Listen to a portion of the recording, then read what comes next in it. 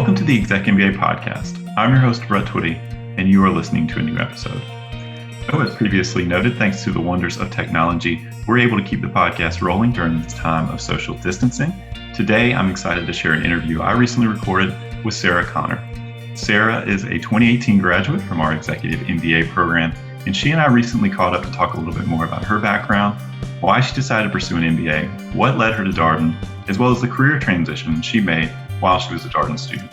So without further ado, here's my conversation with Sara Conner. Sara, welcome to the podcast. Thank you. All right, so we start all these conversations the same way. What's your background? Tell us about yourself personally and professionally. Sure. Okay. So I grew up in Virginia, North Carolina. I went to UNC Chapel Hill for undergraduate. Go Heels, Brett, am I right? And I graduated in 2008 when no one was really getting jobs and everyone was moving home. And I had been working part-time at a couple different jobs in Chapel Hill. Told my boss I needed a real job, and he let me take on a lot more responsibility. I was really lucky. So I spent a couple years in Chapel Hill just being a townie and enjoying not being in school and being in a beautiful space. But it gave me an opportunity to really learn about business, and I was really intrigued by it. I worked for a couple small businesses while I was in North Carolina before moving up to DC, where I worked for an environmental advocacy group. And we did sort of like pro bono, grant-funded consulting for the National Park Service. And before that, I had never really known anything about consulting or known that it was a job. And I was really interested in it. And I made the transition into consulting a couple years later. And I worked at Allen for a few years and Deloitte, and now I'm at Alumna Consulting here in DC. Well, Sara, you are correct that we're both UNC alumni, so I do appreciate the Tar Heels shout out. So how did you decide to pursue an MBA? I'd always been interested in business ever since working in small businesses after I graduated from undergrad. And I knew I needed some academic structure and learning around it. I'd had a lot of experiential learning, but nothing where I could put frameworks around things or apply an academic setting towards it. So I'd always thought about getting an MBA. I just wanted to do it at the right time and at a point in my career where I felt like it would really benefit me. So at the point where I was in consulting at Deloitte, I really saw where an MBA would be helpful to help me get to that next level in my career. And I recognize, obviously, as you start looking around for an MBA, there's lots of great options. What about Darden specifically resonated with you? Yeah, I'd always known about Darden and UVA. I grew up in Virginia. A lot of my family's there, and so I'd heard of the school and how prestigious it is. But when I moved up to DC, I had a coworker who was actually a Darden grad, and at that point, I wasn't really sure which school was right for me, or how to even go about learning more about the schools. And I think my conversations with him helped me understand that there's a different culture in each school that you would go to, and Darden's culture really appealed to me. He shared that it was unique in that you could show up as you are, as who you are. There's a diversity of backgrounds and thought, and it was a place where you could really experience an MBA the way that you wanted to. I thought that was something that really stood out to me. And I also knew much about the professors. I'd heard such wonderful things about the professors. And in undergraduate, I was one of like 60 to 100 people in the class at any time. So I didn't get a chance to have really close relationships with my professors. And knowing how well rated and how respected the Darden professors are, I really wanted to be a part of that. You make a great point. I think one of the things we talk with prospective students all the time about our Executive MBA program is that there's a culture about it and there's a community. It's not just a bunch of people trying to get it, just there to get an MBA, right? It's actually people being invested in the experience. I'm curious your thoughts on that. Yeah, absolutely. And I think particularly with the exec program, we're all coming in just to class, but having just left our 9 to 5s, and life is still happening outside the walls. It's a lot more complicated than being able to give up everything and sort of just immerse yourself in the experience being at Darden. So even that, I think, affected our culture in a way that was different, and I think really valuable for me. And I think the culture at Darden is just really, really unique and really incredible, and it helped lay a foundation for me for what I expect in other communities that I go into, particularly at work or just in my network. I think it helped me see that it's something that can really manifest and something that's really beneficial. That's great. So that kind of leads me naturally to my next question. Sort of what's on my mind is, what was the impact of your experience? Obviously, it's probably tough to summarize on a podcast, but I'm curious, when you reflect on it, you think about this is kind of what Darden meant to me in my career and maybe even my personal growth. What is that to you? Yeah, I think it is so hard to summarize. There's no way to, eloquently state how much of an impact it had or what the value was.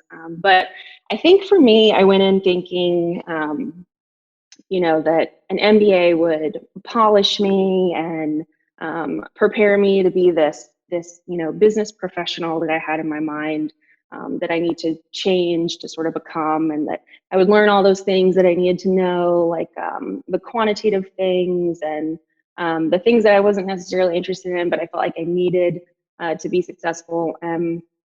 My experience at Darden taught me that that was not necessarily the case, that the things that I valued about myself were of importance, and the things I was interested in were also of importance. And I felt like I had such a wonderful group of classmates. My learning team in particular was such a champion for me and helped me really realize how valid and how important my perspective was coming in to a conversation. And I think it helped me not find my voice so much as helped me learn how to use it in a way that I was comfortable with.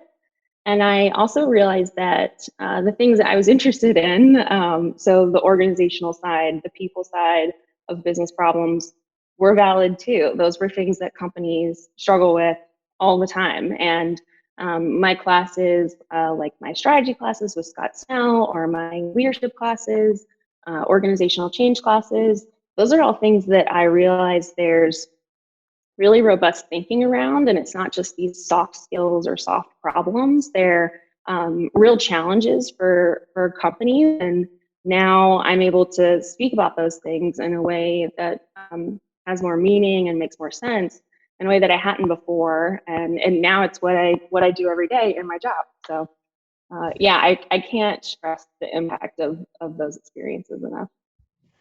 Something you said, I've been working on this video series, I should say video specifically about return on investment. And something the students said was my own sense of who I am and what I can do has been changed, not just by the program experience, but by my classmates' reactions to me. Yeah. Right. There's the person I've been because of the work that I've done and the background I have, but all of a sudden I'm in class and people are signaling to me that they value my opinion, they value what I think, what I think, and ultimately has helped me.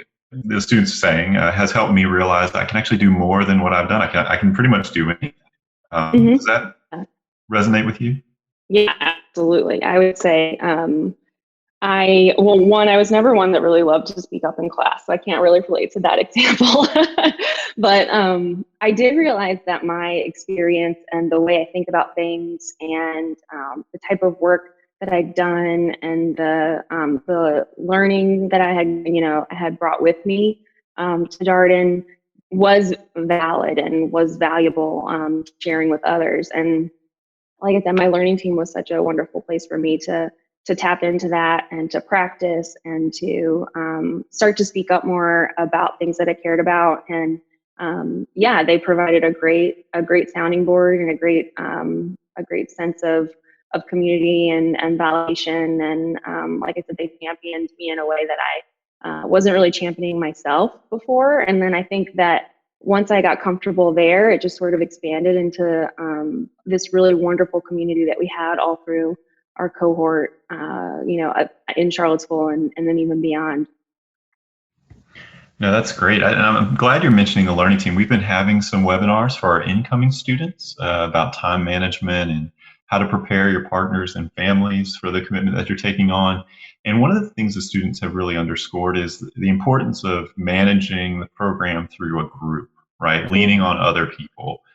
We had a student from our class of 2020 say that, prior educational experience had been very different than that. And so she kind of came in thinking she'd have to do it all on her own, and then quickly figured out that that's not how business school, or not specifically how Darden works.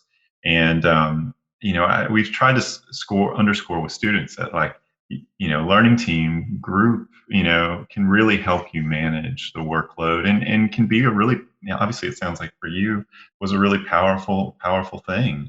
You make great friends, and so it's about more ultimately potentially than just work management. Yeah, and I would say it's also a kind of an indication of how work should look like when you leave, like you're never going to hopefully you're in a place where you're never doing it all on your own. I work with so many incredible people right now, and I'm constantly learning from all of them. And some of my favorite things about the teams that I'm on now is that we pull each other's strengths. You really leverage what each other has a passion around, or what you have strengths in. And that learning team, like microcosm, is a great way to really see the value in that, because you should always be leaning on your teammates, just because they bring as much value as you do.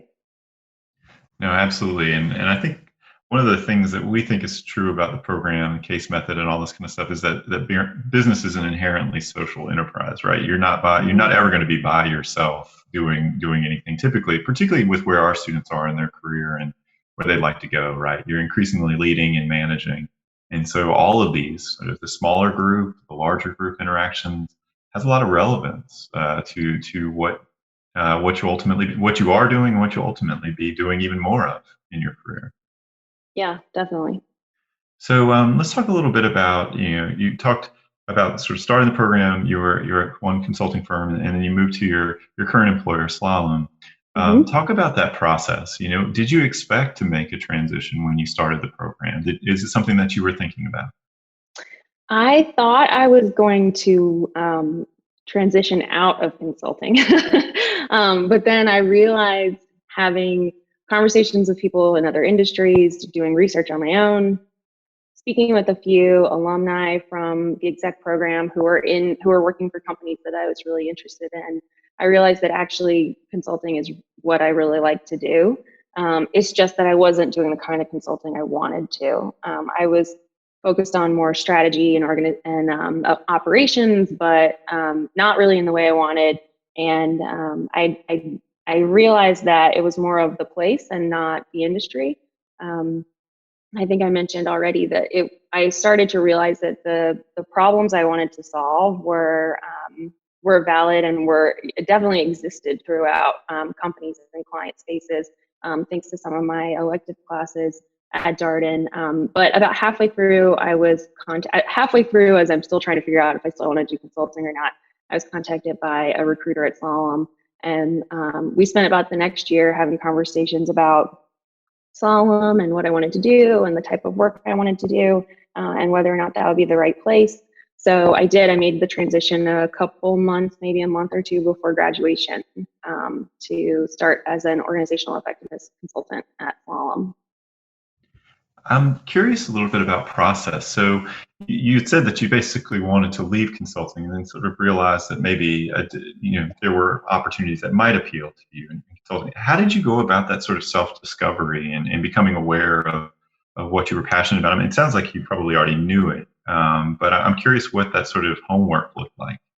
Yeah, I think the first time I started to realize that, hey, maybe I'm in the place where I should be, it was a PAC class, our professional advancement class, and I had this idea that if I wanted to make an impact and I wanted to, make a social impact in particular on the world, I needed to be working in a nonprofit or a social enterprise, and I think I realized that that wasn't really where my heart was at. And even though that felt horrible to come to the conclusion of, it was okay because I can also make an impact and do good in a for-profit place.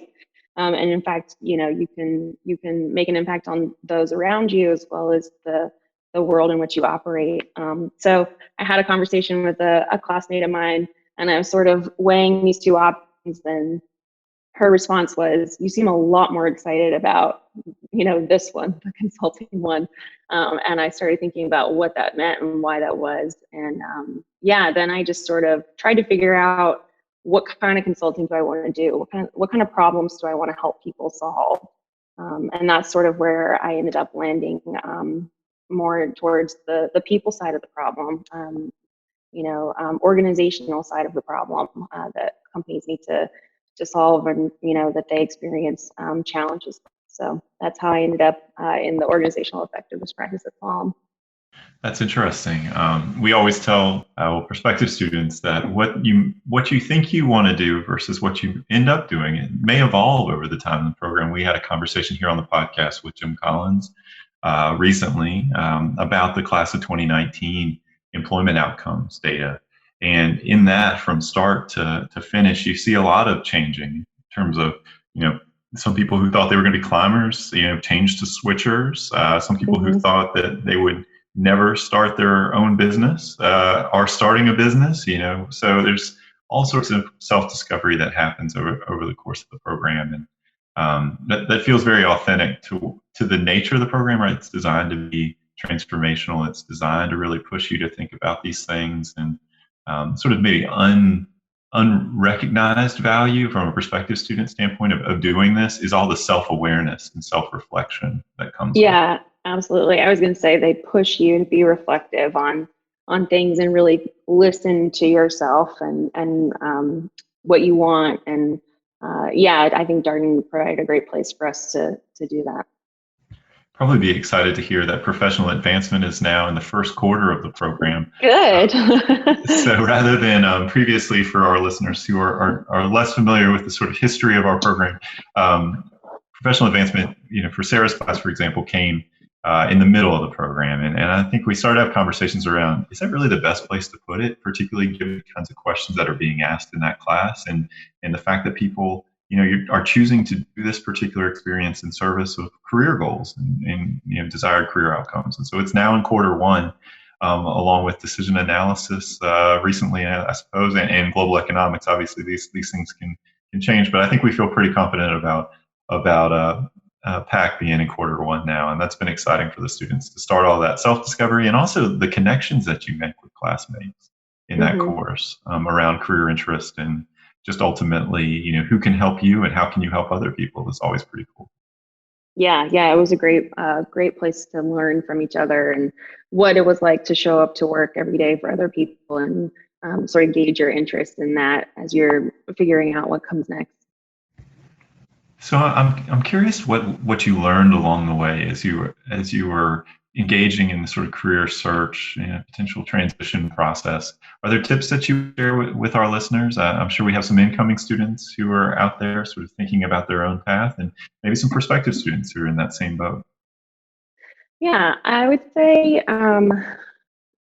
in terms of advice, I think that I mentioned, really listen to yourself and try to build your own path. One of the things that I've realized is that there's a way to do things that you want to do. You'll figure out a way to make it work. And it might seem like you have really varied and far apart interests, but if you sort of stick to them and build your passion around it and learn about it and practice it, then you'll find a way to incorporate those together to build a career that you want and really chart it on your own. I've had the opportunity to really figure out what I'm good at and what I'm not, and what I'm interested in and what I'm not, and leverage your classes and your classmates to figure that out for yourself so that you can have some direction on where you want to go, not only just after you graduate, but in the next 10 years or lifetime. as a working adult. I think I didn't have to do a lot of searching for jobs. So in terms of finding it, the harder part for me was figuring out what do I really want to do and what's going to make me really happy at the end of the day when it comes to work. And I think by putting time into that reflection, I am in a really happy place. So I would encourage students to do that. No, that's excellent advice, and I think one of the things that I'm always struck by when I talk with Jen and Sarita and Kellogg, the career folks who support our executive format students, I'm always struck by the fact that when they start talking about sort of the career transition process or making a career change, it's never just like rush out and find jobs that are appealing to you. It always starts with self-work and self-reflection and a lot of thinking about who you are and where your passions are and where you feel like you're in your flow. We did a life design webinar not so long ago, and it's always interesting to hear how that exercise works. Sarah, I don't know if you've done something like that, where you basically think about the many different versions of you, and you kind of come up with a few different concepts, and then you go out and you prototype and you test your ideas. It's basically like a very entrepreneurial approach to your potential career path. I haven't done that, but that sounds awesome. It's fantastic.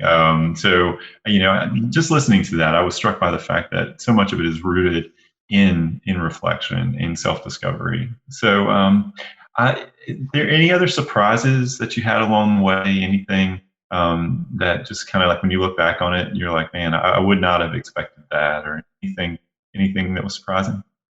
I think the biggest surprise for me was just realizing how much I was going to reconnect with myself, even. I think going through the program and meeting the people and building relationships, and then coming out on the other side of it and thinking back on it, I'm surprised at how much I can connect those experiences to who I am now.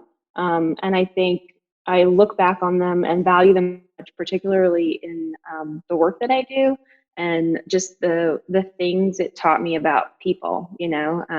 So I don't know how I would succinctly say the one thing that surprised me, but I think the biggest thing is that not self-discovery, but reconnecting with myself the way that Darden allowed me to do, so that I could really go out into the workforce and be passionate about the things that I was passionate about, and establish a space for me that I had sort of been wanting to find. And the space looks very different than what I was expecting when I went into the program, but I wouldn't change anything about it.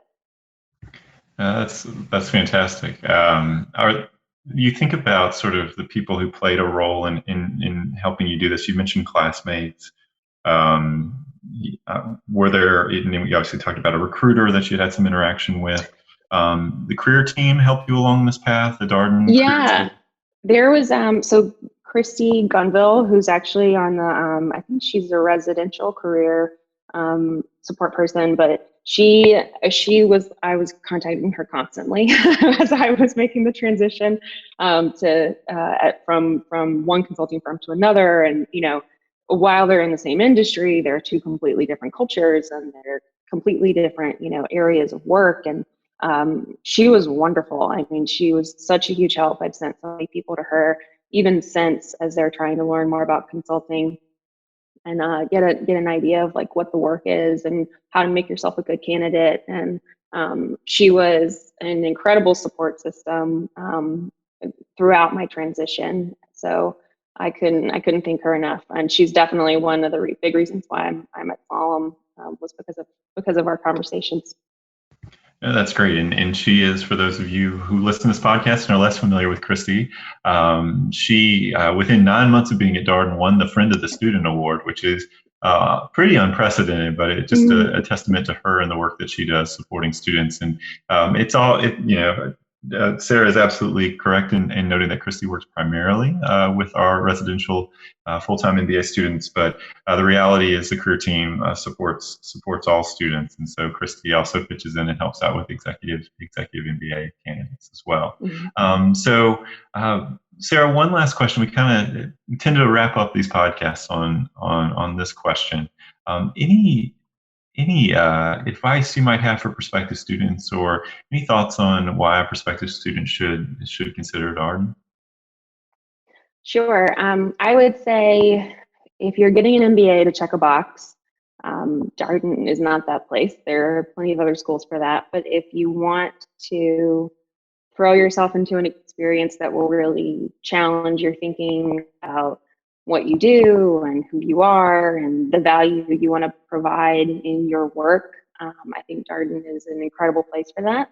And I would say once you get there, definitely take the time to slow down and experience it, and to really think about all the things that you're experiencing along the way. I think particularly the exec program, it's a lot to take on, both working and the program at once. And it can be really easy just to try to, sprint to the finish line, but try to be as present as you can be during the process, and really focus on you and your experience. And I'd say don't get too caught up in what everyone else is doing either. Really try to make the most of the experience that you're having for yourself. No, a lot of great points there. The point about presence is a fantastic one.